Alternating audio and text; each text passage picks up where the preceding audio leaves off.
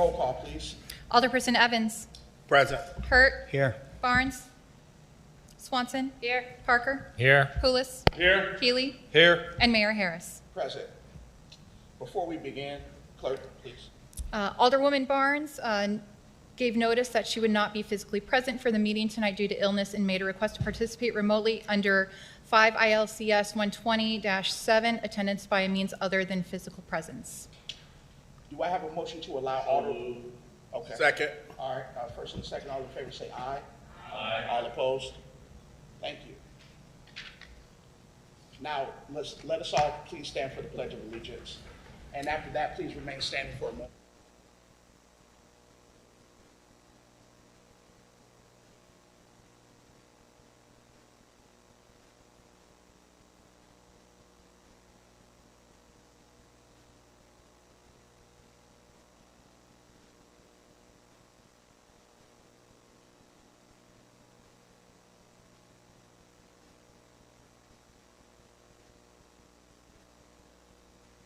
Agenda item 5.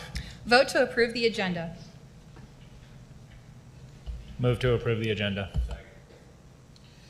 I have a first and a second. Is there any discussion? Roll call, please. Alderperson Swanson. Aye. Parker. Aye. Pulis. Aye. Healy. Aye. Evans. Aye. Hurt. Aye. And Barnes. She was saying she wasn't getting back. She said Okay. Before we go on, that she let's. wasn't able to get in. That's what- Oh, she wasn't able to? Well, we'll have, Waiting on someone to let her in. okay. Okay.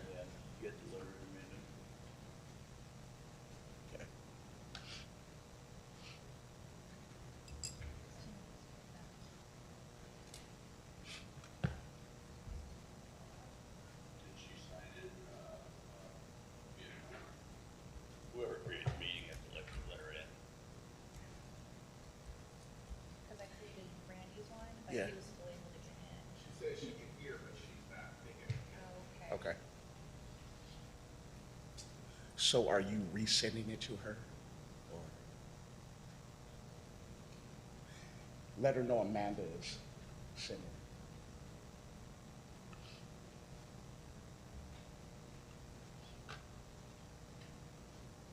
She said, "Can you all not hear?"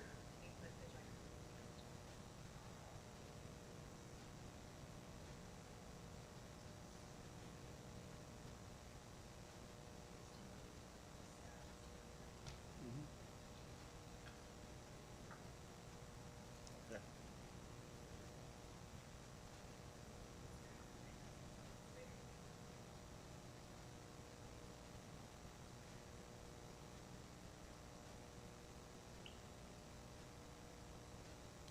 So should she get off and get back on, Linda? I don't know. I don't know Okay. the technical things, but I can. So she can hear. I can call her on my phone and just put her on speakerphone, or I'll throw on my microphone for when she's on here. Well, she may not be comfortable with that setup. Who's our IT person? Does Rob know? Okay. Is there a doctor in the house?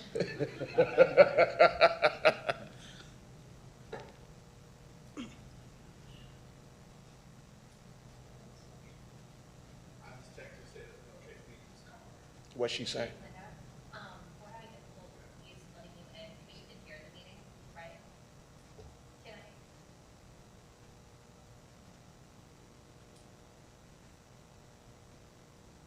Okay, I'm gonna keep working, like, we'll keep, like, hearing, we'll try to get it, where it's not popping up on a few end.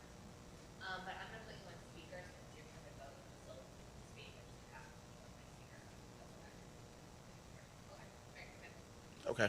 So should we do another roll call for the record? It's just her, yeah, but we're okay. Okay.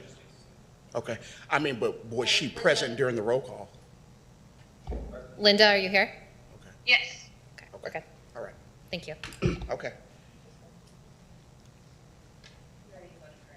Okay. So, yes. Agenda item 6. Sorry, Linda, do you vote to approve the agenda? Yes. Okay. Agenda item 7, public comment. 6. Oh, excuse me, everyone. Agenda item 6.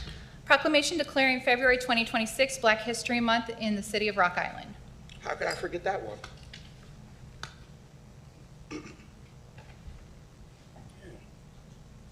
Almost skipped right over that one, Madam President. You'd have had me for that one, huh?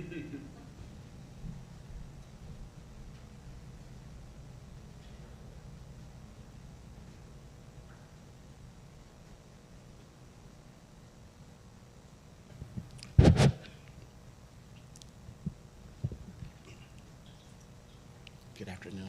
Good afternoon. Proclamation. Whereas Black History Month is an annual celebration of achievements by African Americans and a time for recognizing their central role in the history of the United States. And whereas the observance of Black History Month calls upon all citizens to reflect on the invaluable contributions of African Americans in shaping our nation's culture, economy, science, politics, arts, and social progress. And whereas throughout history, African Americans have played a vital role in the growth and development of Rock Island through leadership, service, innovation, and resilience in the face of adversity. And whereas the city of Rock Island remains committed to fostering an inclusive, diverse community where the legacies and achievements of African Americans are honored, and where justice, equality, and opportunity for all are upheld. And whereas, in recognition of Black History Month, we encourage residents to educate themselves on the profound impact of African Americans in our community and nation, and to participate in events, programs, and activities that celebrate Black history and culture. Whereas the 2026 theme for Black History Month is A Century of Black History Commemorations. Now, therefore, I, Ashley Harris, Mayor of the City of Rock Island, proclaim February 2026 as Black History Month in the City of Rock Island, dated this 9th day of February 2026.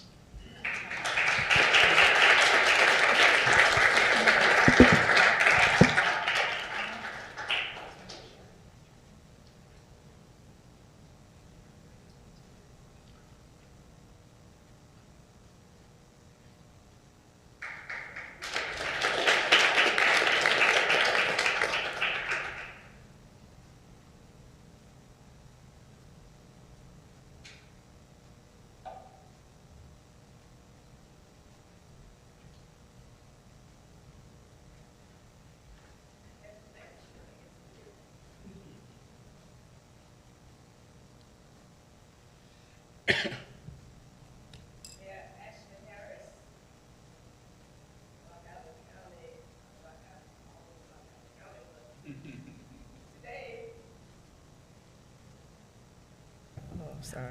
Okay. Thank you, Sarah. Sarah always takes care of me. Yes, Mayor Ashley Harris, the Rock Island City Council, city leaders, city residents, citizens, and ladies and gentlemen. On behalf of the Rock Island County NAACP Branch 3268, thank you for this proclamation recognizing Black History Month and the City of Rock Island's commitment to honoring this history. Black History Month is a time to acknowledge the enduring contributions and leadership of Black Americans, many of whom helped shape this city and strengthen its civic life. Black history is not separate from our shared story. It is woven into the fabric of Rock Island itself. For more than a century, the NAACP has worked to ensure that the promise of democracy is real and accessible for all. Here in our community, that work continues through advocacy for equitable education, fair civic participation, economic opportunity, and youth leadership. This proclamation recognizes not just an organization, but generations of citizens, residents who have worked, often without recognition, to move the city closer to justice and inclusion. May this moment be both a celebration and a renewed commitment to dignity, equity, and opportunity for every Rock Island resident and citizen. Thank you, Mayor, and thank you, City Council, and the community for this meaningful honor. The work continues. We are proud to do it together. Thank you so much. Thank you, ma'am.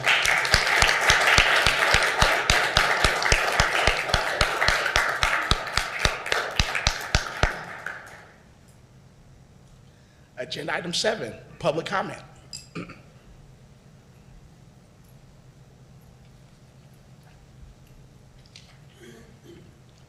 you, sir. The first name I'll call is Mr. Steve Scranton.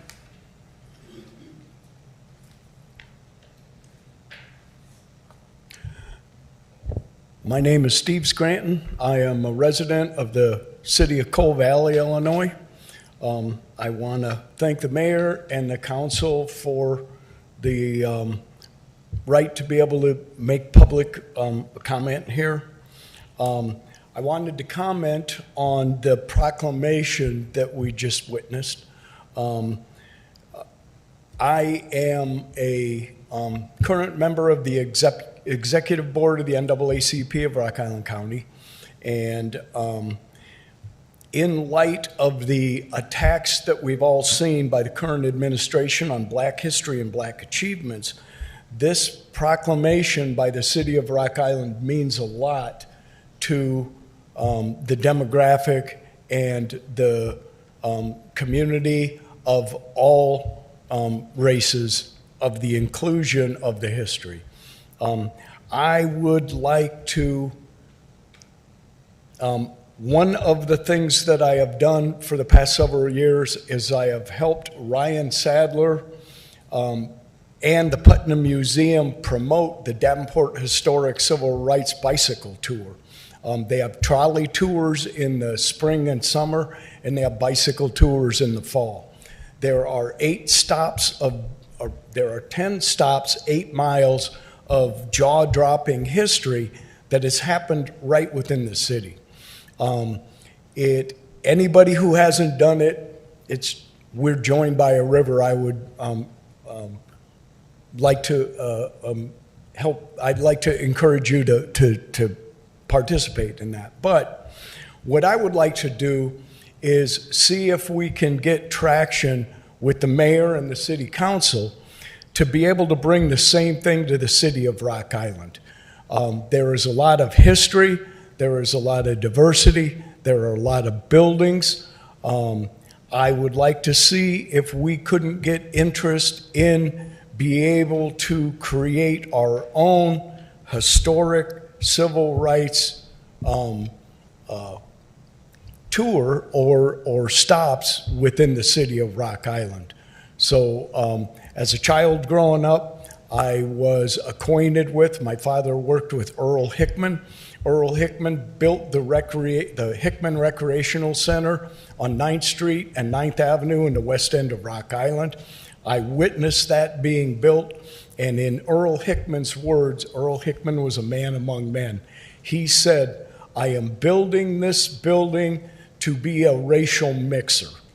And so that spirit from 1965, now the work is being done at the Martin Luther King Center in Rock Island, Illinois, and it's great work. But to be able to honor the history of that and be able to put together more stops. So if there's any interest in that, I would be happy to be able to help out with the cause. Thank you. Thank you, sir.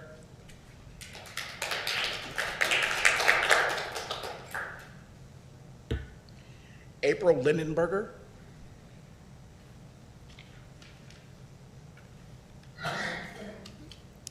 Hello, my name is April, and I'm a resident of Rock Island.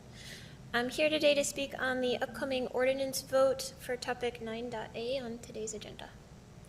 Repeat that, ma'am. I didn't hear that part. I'm sorry. Sorry, I'll lean forward. There we go.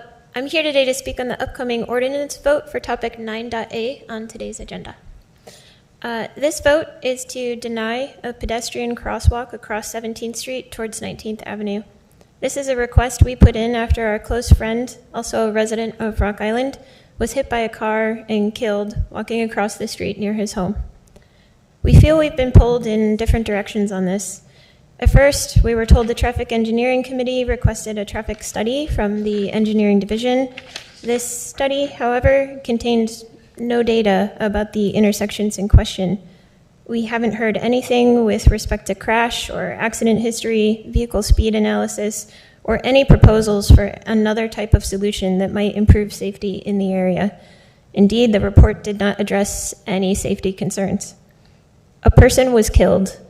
They and all of the surrounding residents deserve more than a 3-sentence report. If the crosswalk were to be denied, our question is simply this: what's next? Who will work to make sure that this area is safe for Rock Island residents? Thank you. Thank you, ma'am.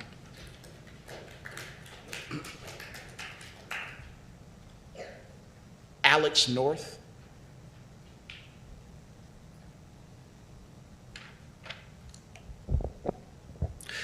Hello, my name is Alex North, and I'm a citizen of Rock Island. Tonight, you have a proposal in front of you that focuses on keeping our people safe instead of our cars. Last November, a member of our community was hit and killed by a car just south of 18th Avenue on 17th Street. Friends and neighbors came in front of this council with suggestions on how to improve this area for foot traffic. And this is the suggestion that you saw on January 12th as well, and now again tonight. The recommendation from the Traffic Engineering Committee is to deny the request, stating in the initial recommendation on January 12th and the recommendation that is present tonight that we don't install crosswalks, quote unquote, at every intersection. Engineering studies have proven that after a few trips down the same street, a motorist no longer notices this type of warning.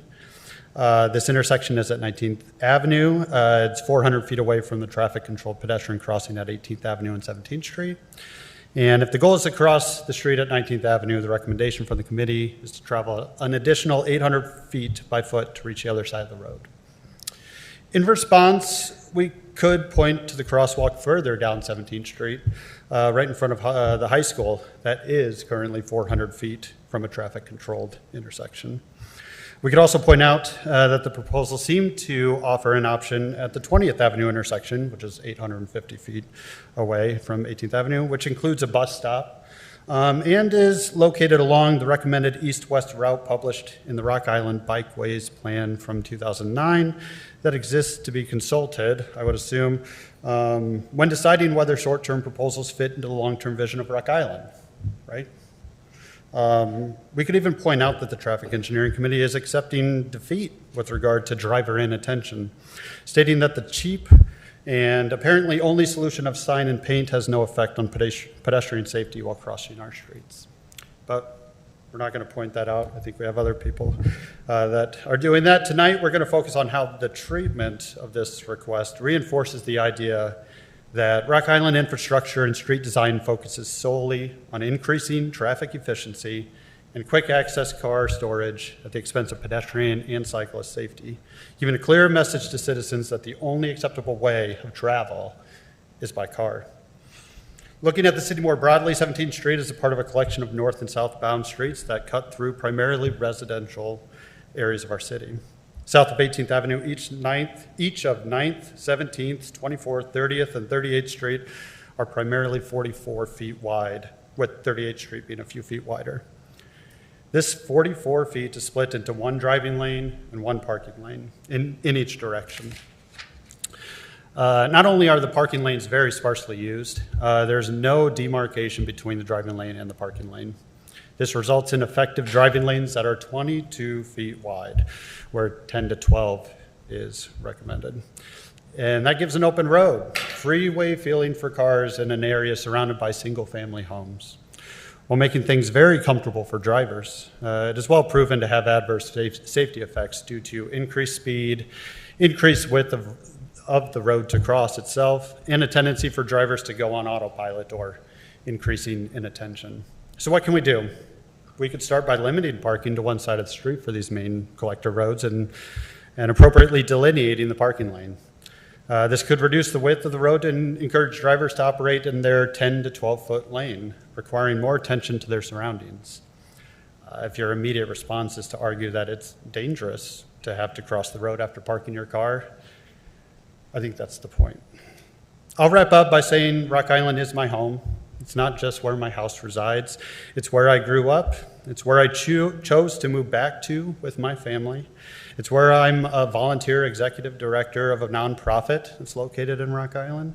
It's where I commuted over 100 days last year by bike to my work located in downtown Rock Island, which Friday is International Winter Bike to Work Day, by the way. So this is where I live. This is where I want for my family to be able to take a 1-mile bike ride to watch the Friday night football game without fearing for our safety. Let's bring people back outside. And the first step is building infrastructure that lets them know they're safe doing so. Thank you. Thank you, sir.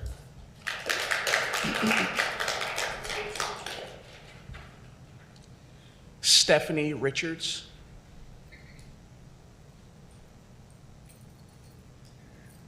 Stephanie Richards. I live in Moline. I lived in Rock Island from 95 to 05, worked at the ARC 12 and a half years.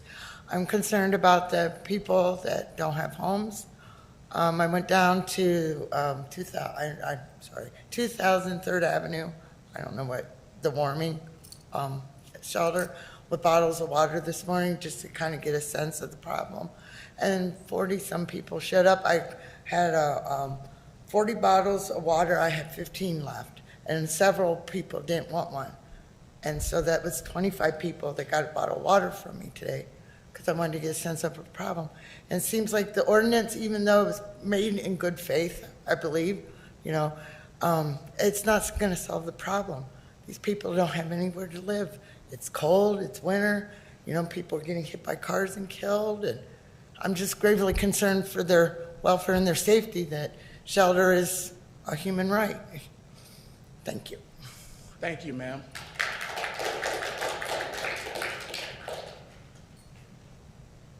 Shay Dean. Hi, I'd like to start by saying thank you to Linda Barnes and Ashley Harris for listening to us about the mortuary over the homelessness in the area. That was a nice session. But besides that, I'm here to talk about Ordinance 10B. Recently, part of Mylan Bottoms was sold. And personally, I think that was a bad idea, but that is neither here nor there. And I think this is actually a better spot than Mylan Bottoms to develop. I think this is a better spot than Mylan Bottoms to develop. I don't think this is a terrible place to develop. But I would like it to be known that Rock Island and all cities, all land, it is not like a painting. It's like marble. You can't just paint over spaces. It's once you've cut something away, once you've chipped off a block, it is gone.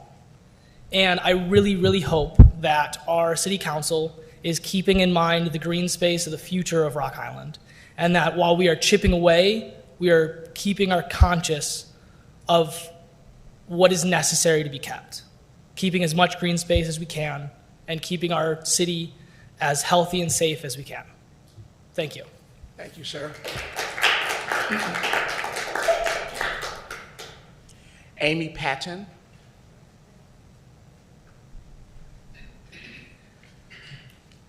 Hello, ladies and gentlemen of City Council. My name's Amy Patton, and I started attending these City Council meetings back in November after the loss of my friend, Josh Ludeking. And throughout the months, it's been really enlightening to come to these City Hall meetings to learn about the different issues that are plaguing Rock Island. So tonight, I actually want to address the social service ordinance that was passed a couple months ago.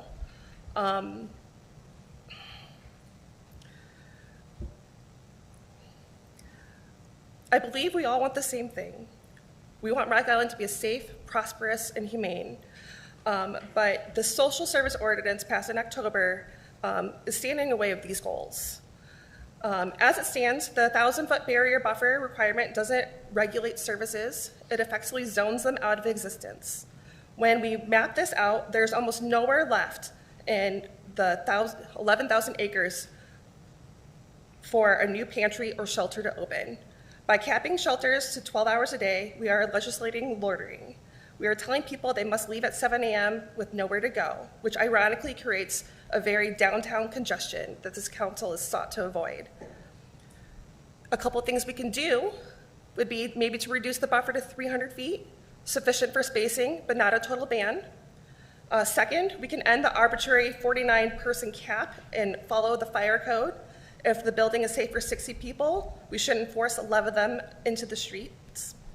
Third, allow 24-hour wraparound models. Stability happens indoors, not on the sidewalk. And fourth, implementing a sliding scale for the $500 fee for our small neighborhood food pantries so they're not taxed out of their mission. I don't know why we would want $500 fees for nonprofits to help serve the most underserved people in the community. So I just hope this is something that you guys would consider to revise.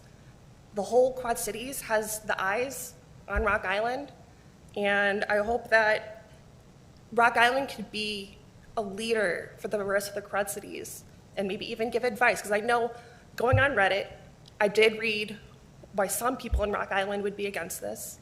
I learned about the NIMBY movement, the whole not in my backyard. As a mother of two, as a Girl Scout troop leader, I am not afraid of homeless people. I am not afraid of drug addicts. These are human beings. I have taken my Girl Scouts to the Christian Care in Rock Island, which only has 60 to 80 beds that fills up every night. You know, these aren't people we should be afraid of. These are people we should help. So I really hope you guys would consider making some adjustments to this ordinance. Thank you. Thank you, ma'am.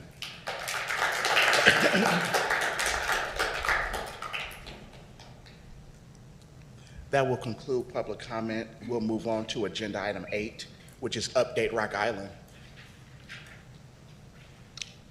Update Rock Island. Congratulations to our Public Works Department on receiving Public Body of the Year Award and Project of the Year Award by the Indiana, Illinois, Iowa Foundation for Fair Contracting. This award recognizes the city's commitment to fair contracting and our leadership in ensuring that the public tax dollars support local workers and responsible contractors. The city was also recognized for the Sunset Marina project. Battle of the Buckets. Have fun and raise money while competing in the ultimate shooting and free throw contest for all ages. Meet at the Rock Island Fitness Center and Activity Center, the RIFAC, 4303 24th Street on Saturday, March 7th. Check-in begins at 9:30 a.m. and the competition goes until 11:15 a.m. All proceeds of this one-day fundraising event go to the Rock Island Foundation's Financial Assistance Program. Kids and adults, everyone competes on the same court. Show off your skills, have fun, and claim your crown. Celebrate Mardi Gras in style. You are invited to celebrate Mardi Gras at the Hallberg Carriage House this Friday, February 13th, from 1 p.m. to 9 p.m. Food will be served from food will be served from 5 p.m. until 8 p.m. Enjoy gumbo, red beans and rice, sausage po' boys, bread pudding, king cakes, and Mardi Gras mules from the Carriage House bar. Adults are $10, students and kids are free. Agenda item 9. A, an ordinance banning parking in front of 1718 and 1720 23rd Avenue from 7 a.m. to 5 p.m. on trash collection day, second reading. Move to pass the ordinance. Second. I have a first and a second. Is there any discussion? Roll call, please. Alderperson Swanson. Aye. Parker. Aye. Poulos. Aye. Healy. Aye. Evans. Yes. Hurt. Aye. And Barnes. Aye. Agenda item B. An ordinance amending Chapter 6 Fire Prevention and Protection by creating a new Article 5 Lift Assist Services, second reading. Move to pass the ordinance. Second. There's been a first and a second. Is there any discussion?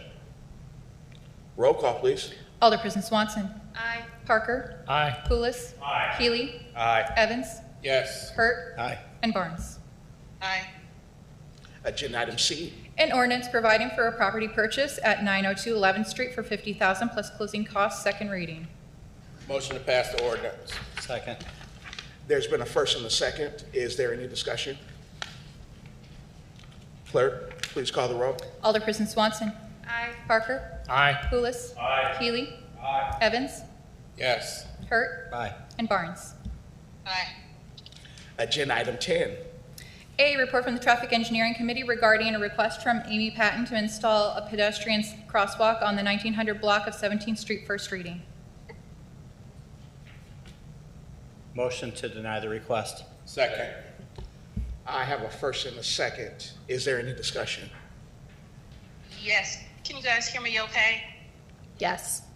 Oh, okay. I just want to say thanks to everyone who came up for the public comment regarding the request for the crosswalk.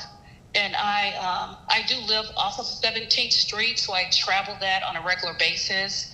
So I do, can see some of the issues there.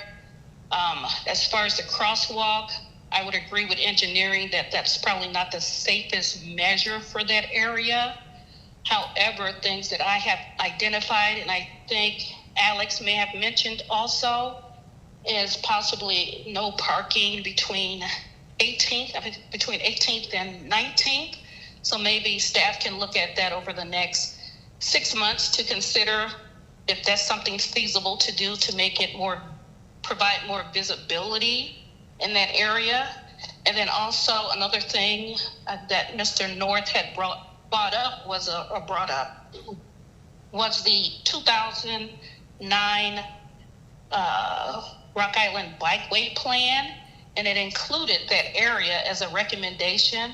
So based on the increase in electric bikes, I would recommend that we revive the bicycle task force to take another look at that area. So maybe something we can build into our 5-year strategic plan.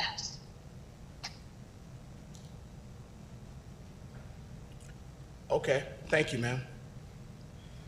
Is there, go ahead. Mike, does Public Works have a process for any street or avenue in our community where there are, we see this over and over, right? We've got the First Avenue Road Diet, we've got 7th Avenue over in Mark's Ward. There is this growing change in city planning and urban design about road diets and thinking about how we're designing streets so that it prevents people from speeding versus slapping a speed limit sign, which nobody pays attention to anyway. Do we have a process by which the Public Works Department reviews an avenue, a street, for potential modifications, bump outs? As the gentleman said, there's plenty of new ideas on this on this idea. Do we have a process in place where people can suggest a particular street or avenue for a process like that? And I had responded to Alderman Barnes previously about a similar question. So when we're looking at revisions, I say wholesale changes to streets, bump outs, reconstruction of intersections, possibly adding speed humps into certain areas. We generally consider those when we're looking to improve the street in a reconstruction and implement those plans at that time.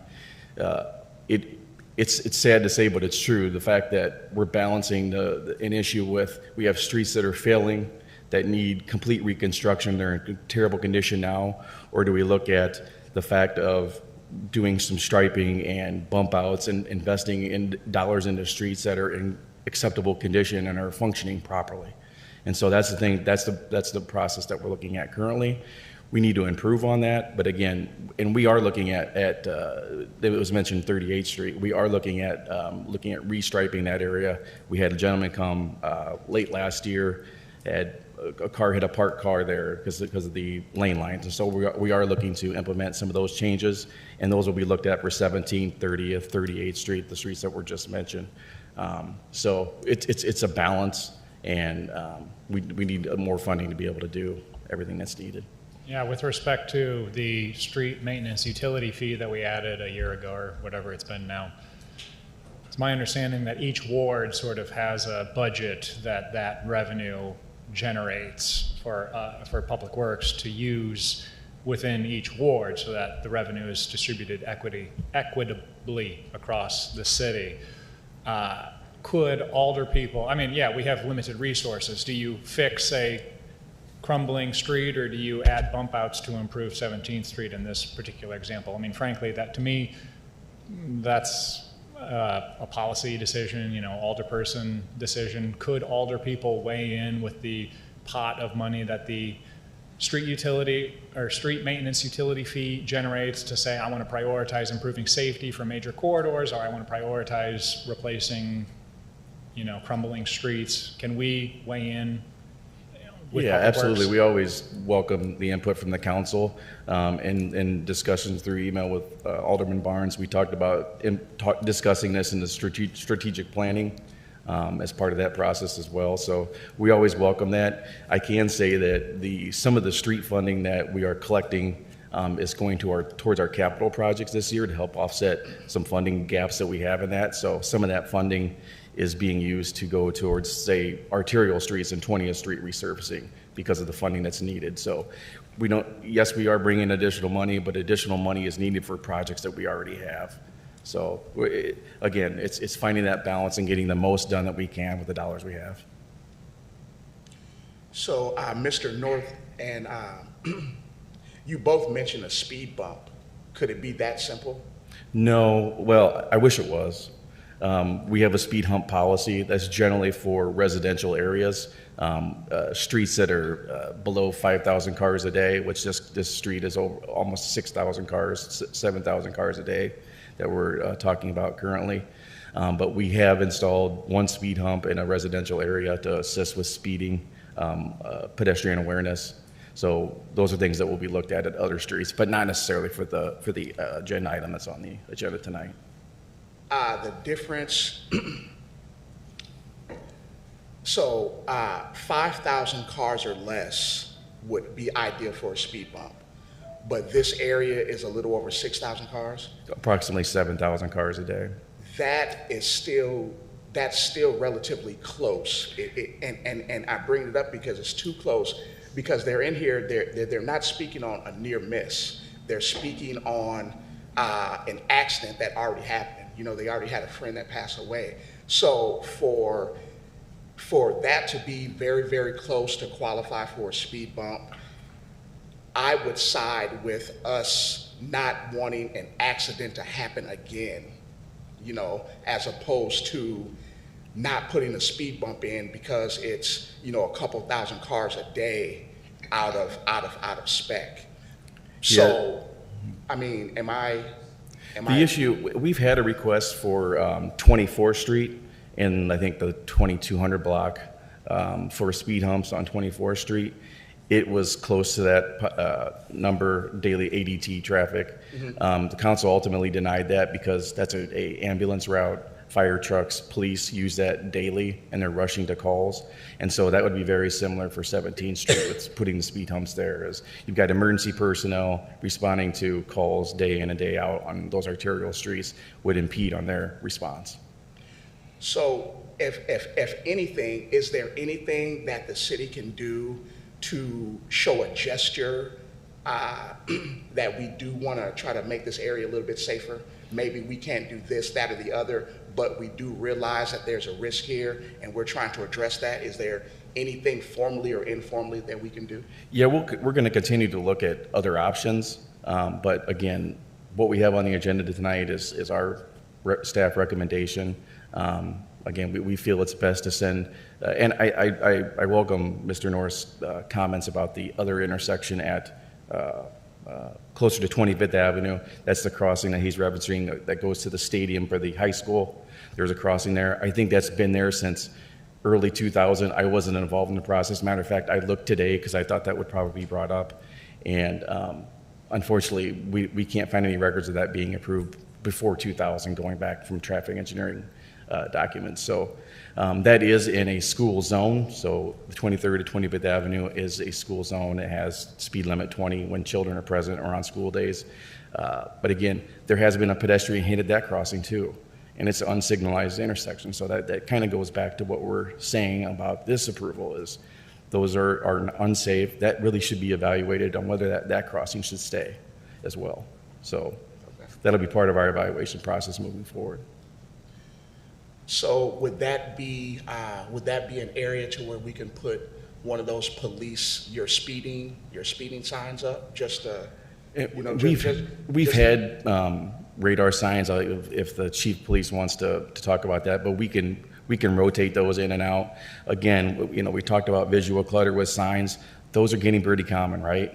People drive by those and they're trying to speed by them to see how fast they can go, right? I mean, they do hinder some of the speeding, but again, it doesn't solve that. It provides data, and we can collect that data and provide that data. But again, they only do so much. Chief, do you want to add anything to that? No, you hit it right on the head there, Mike. That's about right. We can do the best we can with awareness and trying to get people to slow down. And we've put as many up around the city. In fact, all of the school zones have them now too. So, but they can only do so much. Okay. So how will we follow up? Yeah, as Mike indicated, we'll continue to look at options and report back to the council if we think something would make an improvement there. I'm interested in exploring some additional ideas with Mike as well, so we'll report back. And Mr. North, is this something that we can keep you in the loop on, sir? Yeah. And but before you leave, if you could leave your contact information, I would greatly appreciate it. Thank you. Thank you. Thank you. Is there any more discussion? Clerk, please call the roll. Alderperson Swanson. Aye. Parker. Aye. Poulos. Aye. Healy. Aye. Evans. Yes. Hurt. Aye. And Barnes.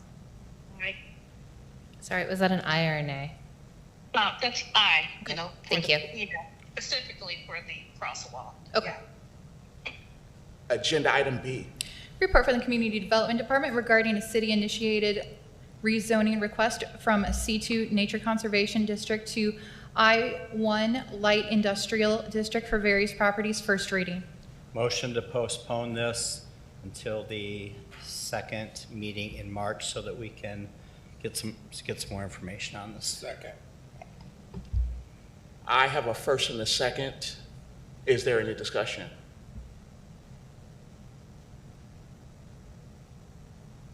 Does everyone know where we are? Okay. Clerk, please call the roll. Alderperson Swanson. Aye. Parker. Aye. Poulos. Aye. Healy. Aye. Evans. Yes. Hurt. Aye. And Barnes. Aye. Agenda item 11. Consent agenda items A through F. Motion to approve consent agenda items A through F. Correction, that's item 10, I believe. Number 10 on here. I said you said 11, right? I got 11. Oh, okay, it's 10 on 9. Okay.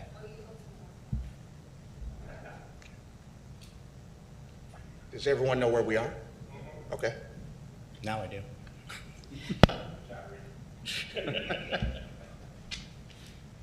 So is there, I don't have a first or a second. I didn't get Oh, we have a anything. first. Okay. Do we have a second? Second. Okay. Now I have a first and a second. Is there any discussion? Roll call, please. Alderperson Swanson. Aye. Parker. Aye. Poulos. Aye. Healy. Aye. Evans. Yes. Hurt. Aye. And Barnes. Aye. Agenda item 12. Motion to allow claims A through D. Second. I have a first and a second. Is there any discussion? Due to the nature of my employment, I need to recuse myself from this vote.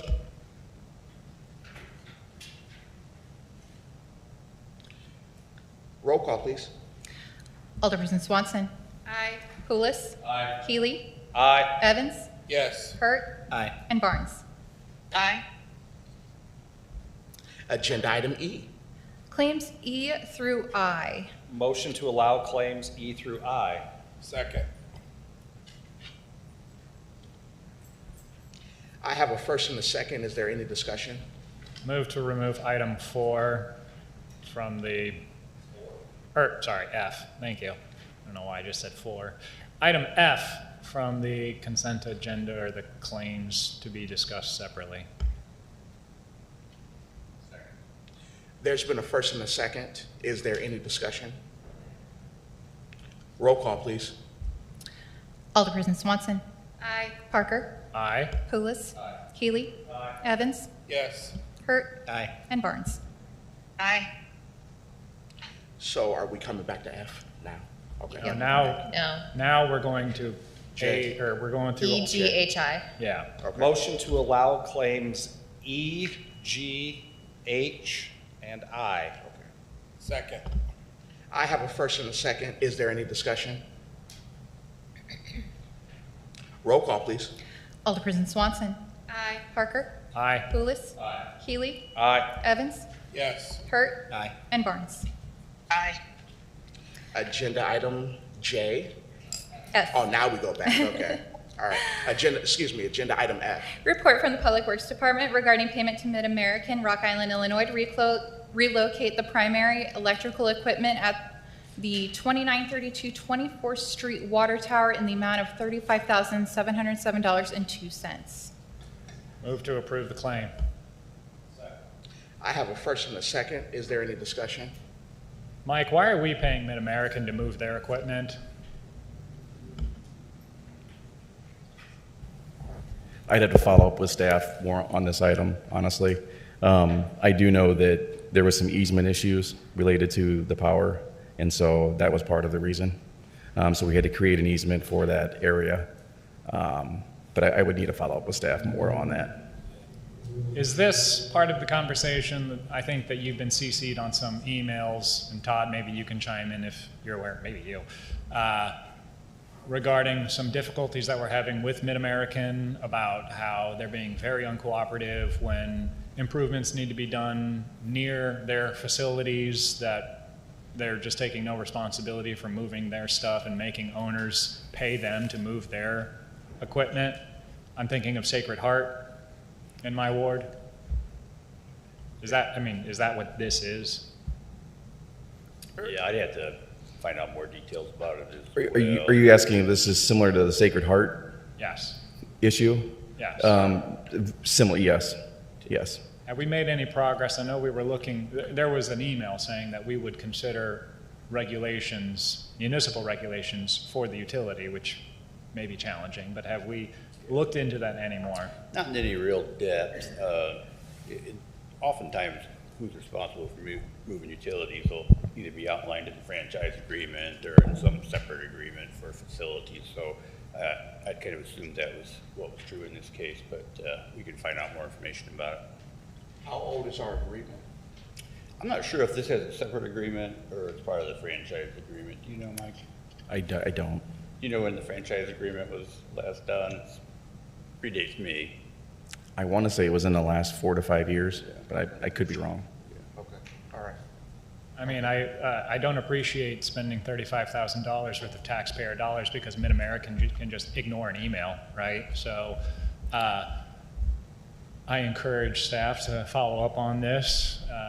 It's my understanding that Mid-American is increasingly uncooperative and sort of meh about our problems. So I don't appreciate that, and I don't like spending this money because they just don't want to be nice. I would say that granted, we don't like what we're paying here tonight, but we have had a good working relationship with them in the past. It has become more difficult, I'll say. We had some issues in the downtown construction project as well. But again, we still have a good working relationship with them. They do things quickly when we need it. Doesn't always cost us money for the things that we're asking for, but this was an instance to where they needed it covered. We needed it done in a timely manner, and they did get it done. However, we had an expense. So That looks like an opportunity for us to build a stronger relationship. Yeah, okay. Any more discussion? Nope. Roll call, please. Well, question, so are we gonna vote on it, or are we postponing it? I mean, it is what it is, but my point in the public, or in my comments tonight was just to continue staff, to continue looking into what the city can do to push back against the monopoly that is Mid-American. This work was completed and requires payment. What's that? We're not starting wars like that, folks. We're trying to build Work's done, relationships so. here. So the work's done, so we either pay I it do, or I we do get agree sued. with Alderman Parker on this, and I think before we start getting Hold on, ourselves. hold on, everyone. We're still Go ahead, discussing, Randy. right? Sorry. I do think that we should make this a priority before these come about before the work's already done, and then we're voting on it after the fact. I'd rather make sure we kind of move forward on that too. I do agree with you on that. It's not entirely clear here, Mike. Do you know, is this our equipment they moved or their equipment? It's their utility, yeah. And this was needed to be completed right away. We had that water tower shut down and working off another water tower, so we couldn't keep it out of service for a X amount of time, whatever it took. So it was an emergency purchase essentially by our financial policies, to where we told them to move forward due to possible concern with the public in drinking water. That's why we moved forward quickly. I just still see $35,000 that we're paying them for their own equipment. Like I said, I do agree with Alderman Parker about this. We need to make sure that we do something, because that is a lot of taxpayer dollars. And it's not only when the municipality pays Mid-American. I've got constituents that are being, I don't know what word to use, but Mid-American is, they need to do improvements to their buildings, and Mid-American is saying, tough, pay us. Pay to move our stuff if you want it done. No, it's your stuff. You move it. And Mid-American, they're not under any pressure. It's not their improvements that they want to get done to their building. So it's not only that we are having to use taxpayer dollars to pay Mid-American to move their stuff, but all of our constituents have to pay Mid-American to move their stuff too. Mid-American should pay to move Mid-American's property. Okay. Okay, so now, not starting litigation here. We got executive session later. Yeah. Not starting litigation here. However, is this something that we can hold off on to make sure that the payment reflects the franchise agreement? Could there be a question that this payment is outside of that agreement? I don't see a problem with delaying it, Mike. Do you?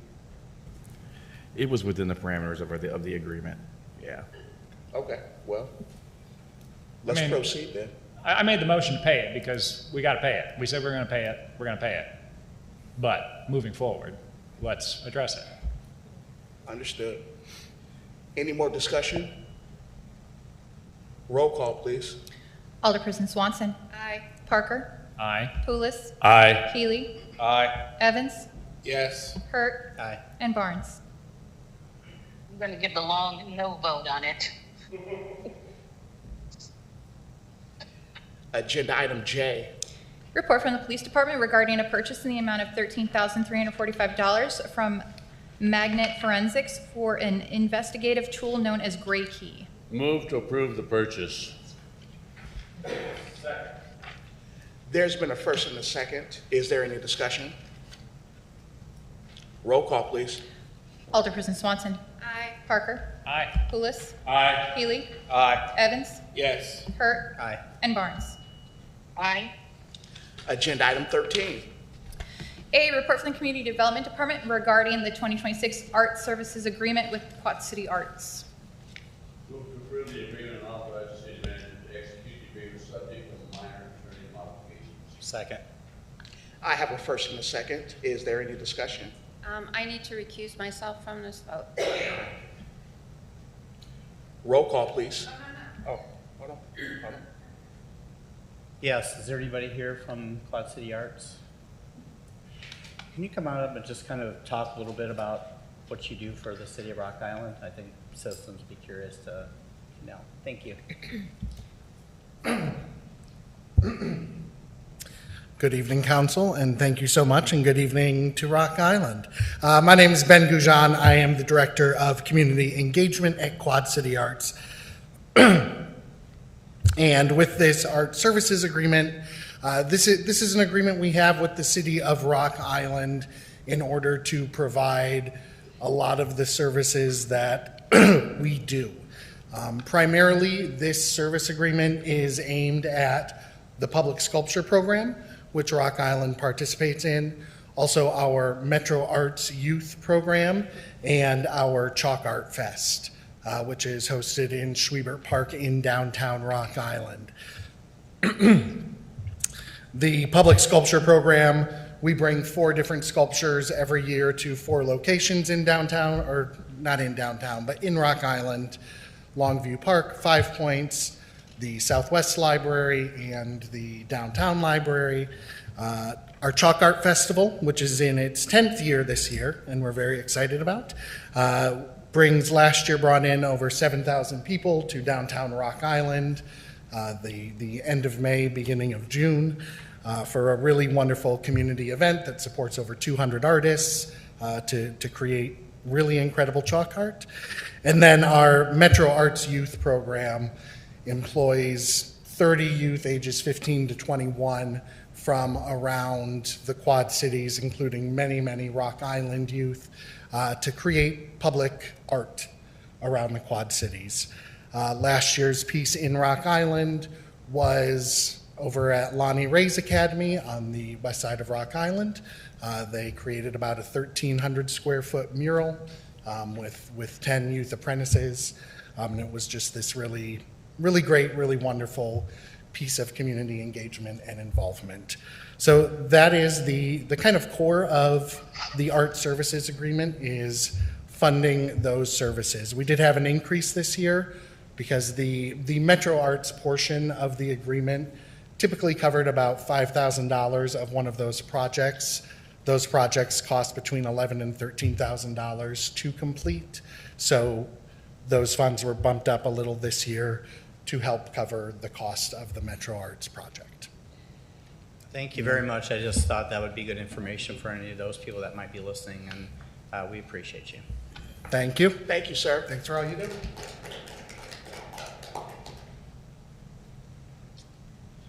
Any more discussion? Roll call, please. Alderperson Parker. Aye. Pulis. Aye. Healy. Aye. Evans. Yes. Hurt. Aye. And Barnes. Aye. Agenda item B. Report for the Community Development Department regarding a single source procurement of a cultural liaison. Move to approve the single source procurement and authorize the city manager to execute the contract, subject to minor attorney modifications. There's been a first and a second. Is there any discussion? Roll call, please. Alderperson Swanson. Aye. Parker. Aye. Pulis. Aye. Healy. Aye. Evans. Yes. Hurt. Aye. And Barnes. Aye.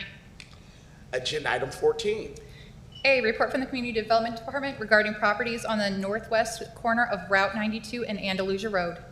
Motion to approve the letter of intent and authorize the city manager to execute the document. Second. There's been a first and a second. Is there any discussion? Clerk, please call the roll. Alderperson Swanson. Aye. Parker. Aye. Pulis. Aye. Healy. Aye. Evans. Yes. Hurt. Aye. And Barnes. Aye. Agenda item 15. Report from the Mayor's Office regarding reappointments to the Labor Day Parade Advisory Board. Move to approve the reappointments as recommended. There's been a first and a second. Is there any discussion? Roll call, please. Alderperson Swanson. Aye. Parker. Aye. Pulis. Aye. Healy. Aye. Evans. Yes. Hurt. Aye. And Barnes. Aye. Agenda item 16. A, report from the City Clerk's Office regarding a sound amplification request from Kavanaugh's Hilltop Tavern on their 14th annual Shamrockin' Patio Party event on Saturday, March 14th, 2026 from 12 p.m. to 8 p.m. and a request for the outdoor alcohol consumption in the fenced-in area of the adjacent parking lot. Move to approve the request as recommended, subject to complying with all liquor license regulations and being closed down early if complaints are received. Second. There's been a first and a second. Is there any discussion? Roll call, please. Alderperson Swanson. Aye. Parker. Aye. Pulis. Healy. Evans. Yes. Hurt. Aye. And Barnes. Oh, excuse me, I'm sorry. Agenda item 17. Rock Island Port Authority. Do I have a motion to close the normal meeting and enter our Rock Island Port Authority? So moved. Second. All in favor say aye. Aye. All opposed? Mayor, we do not have an update tonight. What did Tom say? No update. Okay. How's the plan coming along? I'm sorry, I didn't hear you. How's the plan coming along? It's coming along very nicely. We look to have an update to you soon. Cool, thank you. Motion to close the Rock Island Regional Port Authority District meeting. Second. All in favor say aye. Aye. All opposed? Okay. Where are we at now? Are we at 18? Yep. Yeah. Agenda item 18. Hey, Mike. Mr. Bartels, I would like to thank you. I saw that there were porta potties put in the downtown Rock Island. I appreciate that. How's that going? It's been going good. I think we've had them in for a couple weeks now. We haven't had any issues until this morning. I was emailed by the company who provides them, and one of the restrooms was what we can only think was tried to set on fire.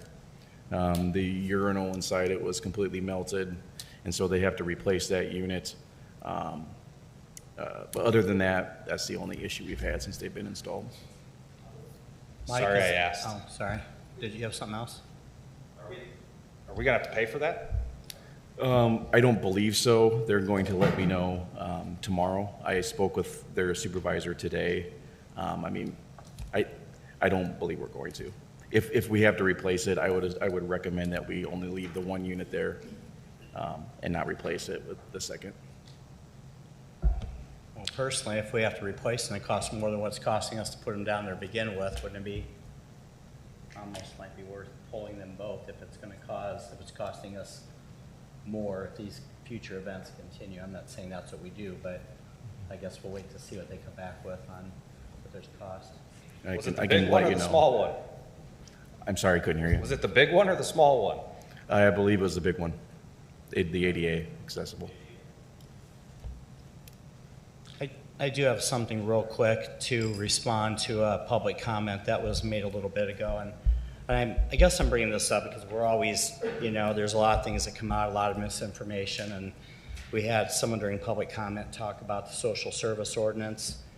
And I can tell you the stuff that you were citing in there was based off the original ordinance, and that's not current. So I would maybe suggest go back and look at the updated ordinance as far as the 49 person, and there's a couple things in there that were not correct. So I'm just recommending maybe go back and look at the updated one, because the stuff you were citing was, and this is not engagement here. I'm just saying I'm just recommending there were some things out there that were not accurate, that were reflective of the very first ordinance that came out, not the newer one. I didn't hear you. Make it accessible, because I can only find it through the agenda meeting minutes.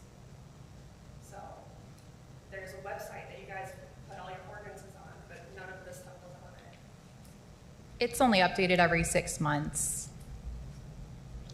And ma'am, you bring up some good points of improvement. We have a continuous improvement mindset. So a lot of things that we need to get better and better on every day, and that is one of those things. Thank you for highlighting that to us. I also want to. Were you done, sir? I'm sorry. Were you done?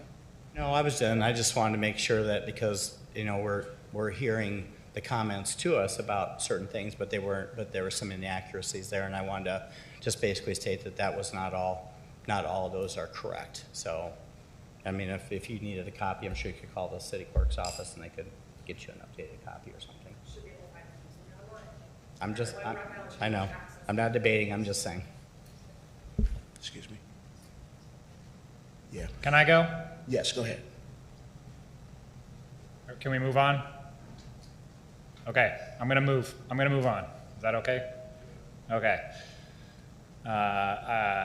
change of subject, I would like to invite everyone to join Ballet Quad Cities, a wonderful stakeholder in our downtown and a nice constituent of mine, this Friday from noon to 1 at their Rock Island studio. They're doing a brown bag lunch. Enjoy a sneak peek rehearsal for their upcoming production of Romeo and Juliet, a brief meet and greet with the different ballerinas and other people involved with the ballet, and of course, an opportunity to support our beloved ballet company in downtown Rock Island. Thank you. Thank you. Mary, you want to tell about the Lincoln Day, since we didn't get a chance to get the proclamation?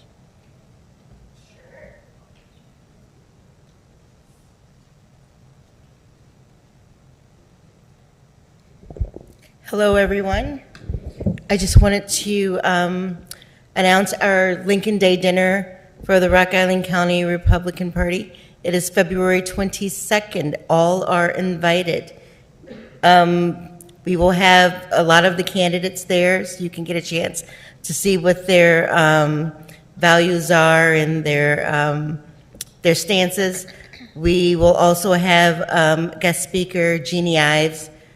She is a radio host for AM 560 out of Chicago, so she'll be able to give us an update of what's been going on out there in the Chicagoland area. So we encourage everybody to attend. It's at the Stern Center. Doors open at 3 p.m. Thank you. Thank you, ma'am. Thank you. And then I have one thing. So this afternoon, Alderman Poulos and I attended a roundtable topic on affordable housing, which I think went very well. Lots of great conversation. They will be hosting another roundtable topic on February 23rd, I believe at 180, and that will be discussing homelessness, but a lot of the service providers and a lot of the cities were represented.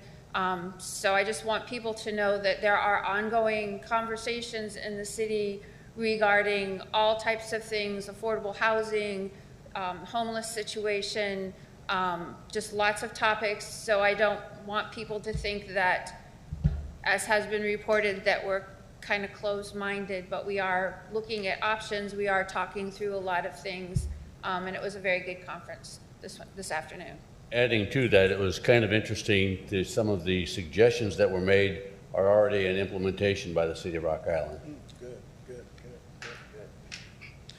I would like to take a minute just to bring up a few highlights. Last week, I had a chance to tour the YWCA. Am I saying that right? Our new downtown facility. And I was really impressed. It is an absolute beautiful place right down here in the heart of Davenport. And when I was on tour, you know, in a funny way, it almost felt as if I was on vacation, as if I wasn't in Rock Island anymore. It just had a wonderful feel to it. It's very clean. It's big. It's spacious. They have a ton of amenities. They have a nice swimming pool. They have classrooms for children.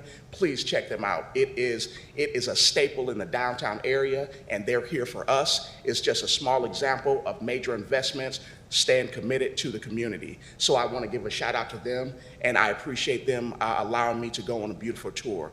I also want to give a shout out to the Rock Island Library. I had a meeting with them, me and Alderperson Evans had a meeting with them last week as well. They are committed to community. You know, over the years, you know, the libraries have been through hard times, and our Rock Island Library, they've reinvented themselves over and over again. Now they're very much so relevant. And they're looking to make some major investments. They're looking to do some remodeling. And as a community, for their mission, we're looking to support them as they support us. So I just wanted to bring that up about the library. And also, I brought it up in the Update Rock Island. This award here, we got this last week. It was presented by, I want to say this right, the Indiana, Illinois, Iowa Foundation for Fair Contracting. And, you know, Dylan presented the award to us. He is a part of the organization. And one good thing about that is us receiving this award, it lets everyone know that we stand on customer service.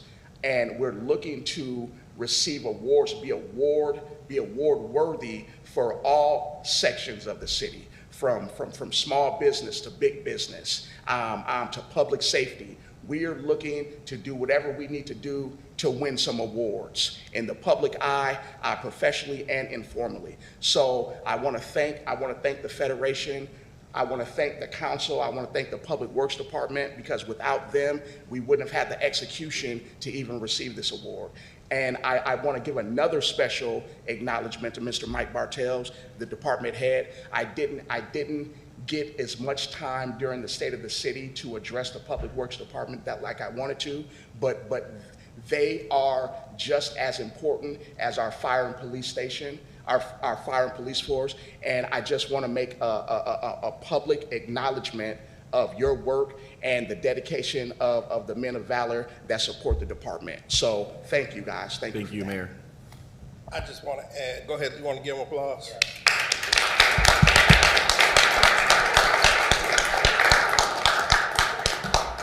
I just want to add for the mayor for his first State of the City. You know, I know it's not easy to sit in this position. I know it's a learning curve, but I think you did an excellent job. You still have some more room, like we all do. But the reality is it's a hard position to sit in the forefront and try to tell the truth about what's going on within your city. The other thing is we had so many things going on in the last week or so since we met, that we had the State of the City, we had the legislative breakfast, we had the Federation for Fair Contracting. I mean, it was like we was at Bally's all the time. Yeah. And they did an excellent job of serving us over at Bally's. So I have to give them their kudos where it was required, because the breakfast over there, Dylan did a great job over there for that luncheon. I'll tell you, he ordered the food, and I think I put on a few pounds. But but it's been nice to actually represent this city. And, you know, it's not easy when you get phone calls at all hours of the night. But the reality is we're working as a team. And I just want to see us continue to try to do that. It was nice to see everyone that showed up at each one of those events. Once again, I have not got a chance to formally congratulate Amanda for actually being sworn in. But we've had a lot going on. And I just thank you guys for helping to make the city thrive and actually something to shine at. And to Mr. North, we will, do everything that we possibly can, to address the situation. We will nowhere near admit or accept defeat in the matter. There's a lot of things, with us being a municipality, it's a lot of like red tape with the amount of time that it takes for a turnaround for a decision to be made. But that does not negate the fact that we do not want any more accidents and God knows any more loss of life. So allow us to work with you, you work with us, and we will come up with a solution that can be safe and practical for all parties involved. And I want to thank you for coming to speak your concerns, sir. Thank you. Anything else? Agenda item 19. Closed session, 5 ILCS 120-2C11, litigation when an action against, affecting, or on behalf of the particular public body has been filed or is pending before a court or administrative tribunal, or when the public body finds that an action is probable or imminent, in which case the basis for the finding must be recorded and entered into minutes of the closed meeting. And 5 ILCS 120-2C5, the purchase or lease of real property for the use of the public body, including meetings held for the purpose of discussing whether a particular parcel should be acquired. Move to enter closed session for the exception second. Second. There's been a first and a second. All in favor say aye. Aye. All opposed?